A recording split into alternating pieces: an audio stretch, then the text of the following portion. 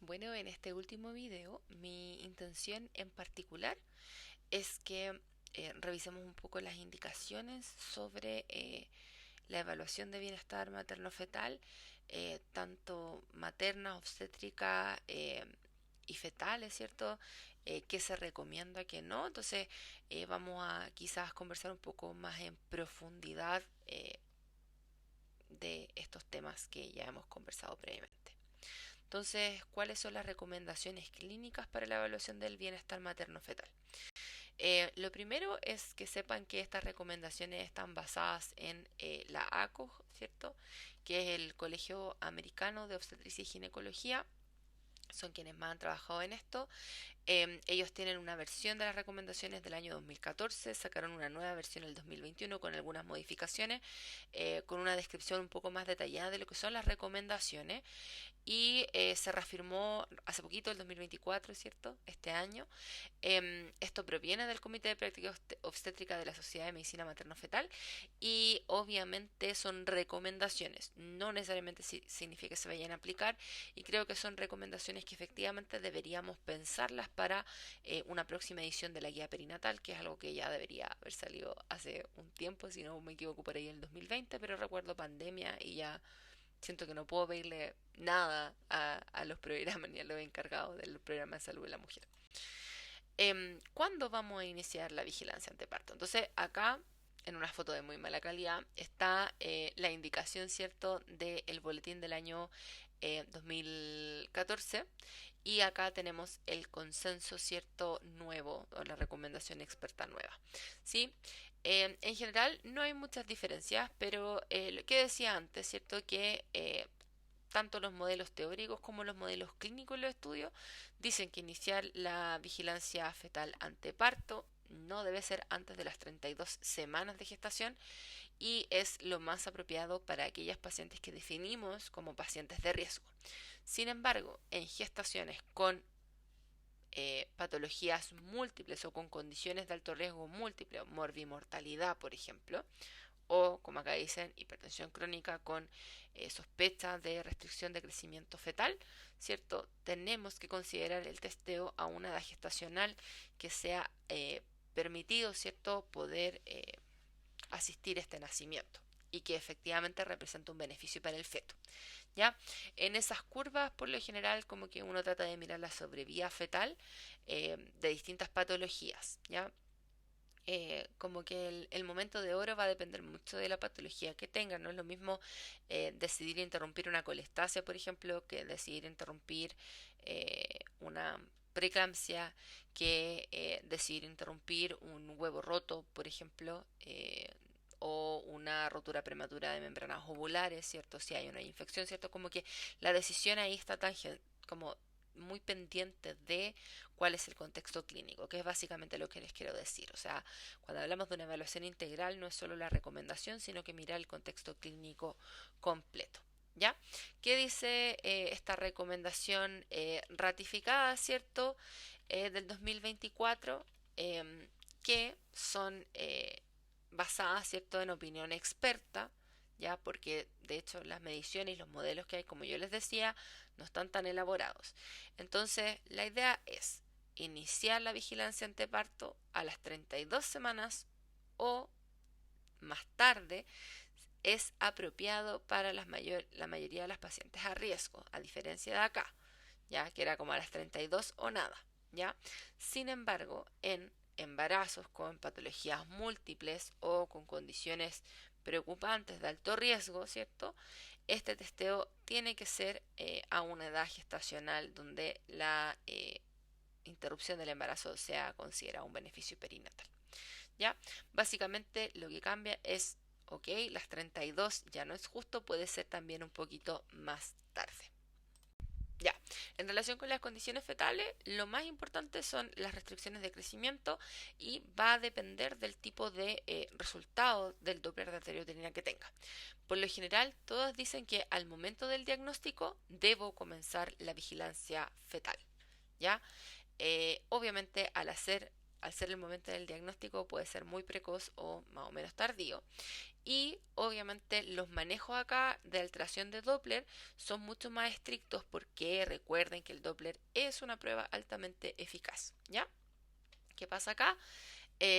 Con un Doppler normal o con un aumento de la impedancia, obviamente el Doppler de arteria umbilical, ¿cierto?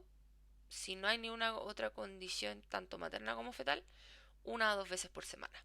Si tengo compromiso, oligohidroamnios o alguna comorbilidad materna, 2 veces a la semana o considerar manejo hospitalizado. Si tengo un flujo reverso, al momento del diagnóstico, manejo hospitalizado. Gestaciones múltiples, y quiero que esto lo miren, embarazos sin complicaciones, bicoriales, biamnióticos, 36 semanas. Ahí comienza todo el proceso de monitorización, etcétera. Insisto, son recomendaciones y tiene que hacerse seguimiento semanalmente. Si tengo un gemelar VV que está complicado con alguna patología materna o fetal, como por ejemplo la restricción de crecimiento, al momento del diagnóstico, y la frecuencia tiene que ser individualizada, pensando en la clínica. ¿Ya? Lo mismo aplica en este caso para embarazos con complicaciones como transfusión fetofetal, los mono-mono, ¿ya? O embarazos o gestaciones de más de gemelos, ¿ya? O sea, trillizos, ¿sí? Gemelar triple, como dice por ahí, ¿ya? Y acá, gemelares sin complicaciones que sean mono-bi, monocoriónico biamniótico, inician su vigilancia a las 32 semanas y la vigilancia es semanal, ¿ya?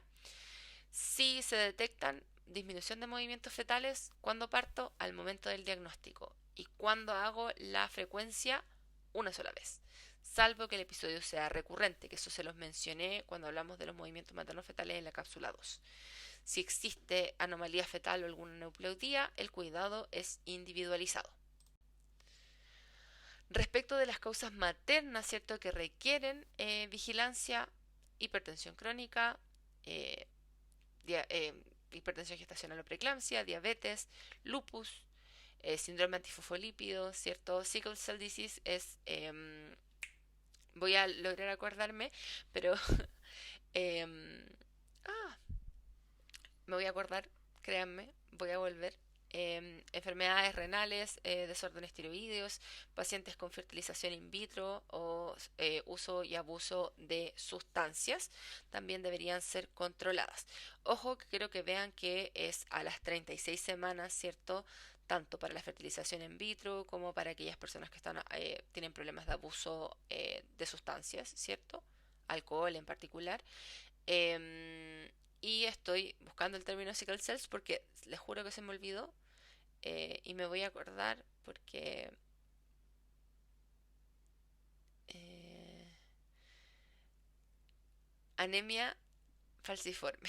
Ahí sí, la anemia falciforme, que quizás no es tan habitual en nuestro país, pero ahora se está haciendo más habitual con la migración, ocurre principalmente en personas afrodescendientes. ¿Ya?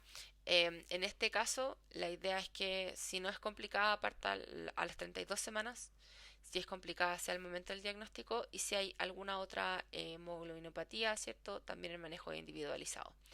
Para los anticuerpos antifosfolípidos, el lupus, diabetes, hipertensión gestacional, ¿cierto? O hipertensión crónica, por lo general, las 32 semanas es un buen momento, ¿ya? También con o sin signos de severidad al momento del diagnóstico y los cuidados semanales 2 veces a la semana, 1 a 2 veces por semana, siguen siendo lo mismo. Lo otro acá incluyen la obesidad como una enfermedad y esto tiene relación con el peso previo a la gestación, ¿cierto? Con obesidad tipo 3, con tipo 3 y tipo 2, ¿ya? 37 semanas, 34 semanas, controles semanales y acá también aparece la edad materna sobre los 35 años que va a ser individualizado, ¿sí? Porque puede depender de cómo esté esa persona, ¿cierto? De más de 35 años y obviamente si ese embarazo es por in vitro, vamos para arriba. Condiciones obstétricas y placentarias, ¿cierto? Diagnóstico de feto muerto en útero previo, 32 semanas parte, ¿ya? Si fue después de las 32 semanas. Si fue antes de las 32 semanas, el cuidado es individualizado, sobre todo si hay antecedentes importantes, ¿ya? La historia de otros resultados perinatales adversos en el embarazo, ¿cierto? Anterior, o como por ejemplo um, restricciones de crecimiento anteriores que tuvieron que terminar en un parto de pretérmino o preeclampsia anterior, parten a las 32 semanas. La colestasia inicia, ¿cierto?, al momento del diagnóstico, su seguimiento y tiene que seguirse 1 o 2 veces por semana, ya dependiendo de el grado de severidad, ¿cierto? Aquellas usuarias que están en postérmino, ¿cierto?, a las 41 inician, ¿cierto?, 1 o 2 veces por semana. Marcadores que en general tampoco los usamos acá, ¿ya? Pero si hay antecedente de esto, 36 semanas inicia el control. Si tenemos alteraciones placentarias como desprendimientos placentarios que no sean desprendimientos severos, ¿ya? O leves al momento del diagnóstico y se monitorizan 1 o 2 veces por semana. Basa previa, individualizado, va a depender de dónde esté la basa. Inserción velamentosa y arteria umbilical única inician control a las 36 semanas. Si existe un oligohidroamnio, ¿cierto? Con este bolsillo vertical máximo menor de 2 centímetros, al momento del diagnóstico 1 o 2 veces por semana. ¿Sí? Si se fijan, obviamente todo esto tiene que ir en el contexto de tengo que explicarle a la usuaria por qué lo necesita, por qué es importante que lo haga, ¿ya? Y ella puede decidir no hacerlo. Puede decidir no venir 2 veces a la semana, puede tomar la opción porque vive lejos. Tengo que ir buscando los medios para que las pacientes puedan entenderlos. Por lo general, las embarazadas suelen ser eh, cumplen bastante con sus controles prenatales, con lo que uno les dice, porque están muy preocupadas de obtener este embarazo. Imagínense aquellas pacientes que pasan por proceso de infertilidad y que logran embarazarse a través de una fertilización in vitro. Es poco probable que manifiesten como algo contrario a un cuidado quizás un poco excesivo o más paternalista de nuestra parte. Pero hay pacientes que pueden decidir perfectamente, por ejemplo, aquellas de postérmino, no controlarse 1 o 2 veces a la semana. Entonces, si se enfrentan a esa situación, la idea es que puedan recurrir, ¿cierto?, a la clase del modelo de atención centrada en las necesidades de las mujeres y tratemos de entender por qué. ¿Qué pasa? ¿Qué hay en ese territorio? ¿Qué hay en esa comunidad? ¿Qué hay en esa familia? ¿Ya? ¿Qué creencia? Indagar en esas cosas, ¿sí? La gente no toma esas decisiones a tontas y a locas, que es lo que en general solemos pensar como profesionales de la salud. Las personas tienen experiencias y esas experiencias efectivamente marcan, ¿cierto? Sobre todo si son de embarazos anteriores, marcan como el comportamiento y la creencia que tenemos de la gestación actual. Les dejo invitados obviamente nuevamente a revisar estas referencias. Hay artículos muy entretenidos, hay 2 recomendaciones en particular que quizás tienen más que ver con la atención del parto y no me quise centrar solo en eso.